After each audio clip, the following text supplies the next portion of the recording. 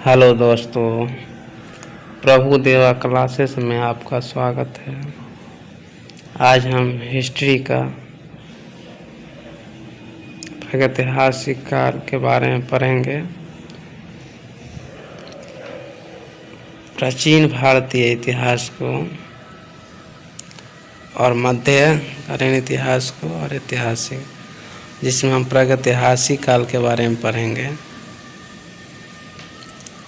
इतिहास को 3 भागों में बांटा गया है। पहला है प्रागैतिहासिक काल, दूसरा आदि ऐतिहासिक काल, तीसरा ऐतिहासिक काल।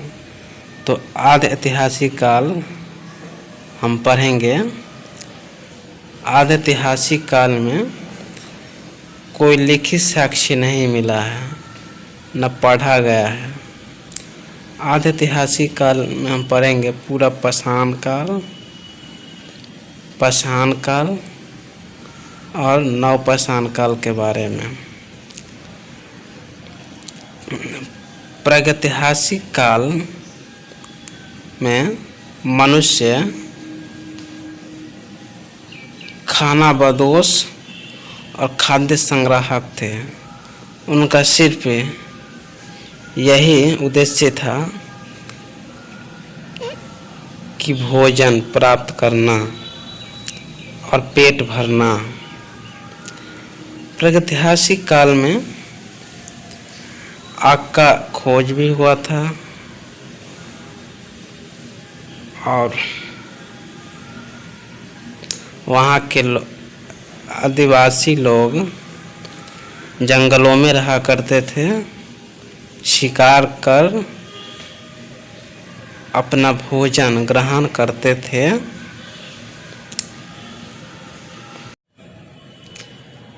प्रागैतिहासिक काल को 3 भागों में बांटा गया है। पहला है पूर्व पाषाण युग, जिसे पूरा पाषाण काल भी कहते हैं। यह 3000 ईसा पूर्व से 25000 ईसा पूर्व तक का माना जाता है। और दूसरा है मध्य पाषाण युग, जो 2500 ईसा पूर्व से 25,000 ईसा पूर्व से 10,000 ईसा पूर्व तक माना जाता है। और तीसरा है उत्तर पाषाण युग, जिसे नवपाषाण काल भी कहते हैं। यह 10,000 ईसा पूर्व से 5,000 ईसा पूर्व तक माना जाता है।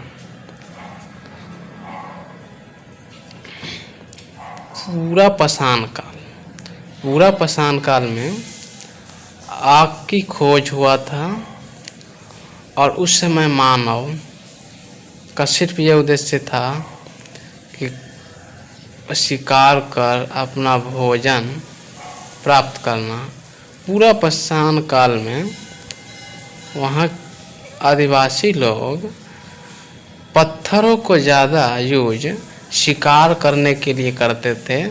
पत्थरों को नोकीले बनाकर और जानवरों पर प्रहार कर उसे मारकर अपना भोजन ग्रहण करते थे। और लोग जंगलों में कंदमूल खा के अपना जीवन यापन करते थे। वो पूर्ण रूप से प्रकृति पे निर्भर थे और उन लोग का कोई अस्थायी आवास नहीं हुआ करता था। उन लोग भोजन प्राप्त करने के उद्देश्य से जंगलों में कहीं कुछ समय के लिए ठहरता था और फिर भोजन नहीं मिलने पे वो लोग घूमते रहते थे। भोजन प्राप्ति के उद्देश्य से अपना जंगलों में घूमते रहते थे। उस समय भी पूरा पाषाण काल में पत्थरों को कई तरीक़ों से यूज करते थे। जैसे पत्थरों को यूज जानवरों पे नुकीले औजारों को बनाकर प्रहार करते थे। और जैसे कोई लोग या आदिवासी लोग माने तो जानवरों को फरका के और कोई व्यक्ति कहीं से। दोस्तों अब हम बताएंगे मध्य पाषाण काल के बारे में, जिसे इंग्लिश में माइक्रोलिथ एज कहते हैं। इसे हम हिंदी में भी पाषाण काल भी कहते हैं। इसमें हम बताएंगे कि मध्य पाषाण काल 25,000 ईसा पूर्व से 10,000 ईसा पूर्व तक माना जाता है। मध्य पाषाण काल में मानव धीरे धीरे डेवलप होने लगा था। मानव का एक अस्थायी जीवन हो गया था, एक अस्थायी आवास की खोज कर लिया था और उस समय आग का भी आविष्कार हो गया था। यानी वो लोग भोजन पकाकर खाने लगे थे। जैसे हम लोग बताए थे, पूरा पाषाण काल में मानव शिकार करके कच्चा मांस या कंदमूल खाते थे, लेकिन मध्य पाषाण काल में मानव बहुत ज़्यादा डेवलप हो गया था। वो लोग अस्थायी आवास की खोज भी कर लिया था और वो लोग शिकार करके मांस को आग पे पकाकर खाते थे। और वो लोग कुछ हथियार भी बनाने लगे थे, जो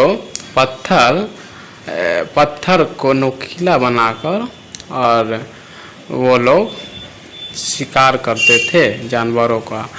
और औजारों में बात करें तो मध्य पाषाण काल में ज़्यादा डेवलप हो गया था मानव, और औजार तांबे का भी बनाने लगे थे। वो लोग तांबे का हथियार बनाते थे जानवरों को शिकार के लिए। और मध्य पाषाण काल में कृषि का भी खोज हो गया था मानव। जबकि दोस्तों आप लोग जानते होंगे कि कृषि के लिए एक अस्थायी आवास होना चाहिए मानव को, क्योंकि कृषि जब कोई भी किसान एक खेती करता है तो उसको देख रेख के लिए उनको कृषि पे निगरानी करना पड़ता है। इसलिए उस समय भी मानव एक अस्थायी आवास बना लिया था अपना। दोस्तों अब हम बताएंगे नव पाषाण काल के बारे में, जिसे हम चिल्कोलिथ भी कहते हैं। नव पाषाण काल 5,000 ईसा पूर्व से 3,000 ईसा पूर्व तक माना जाता है। नव पाषाण काल में तांबे की खोज हो गया था।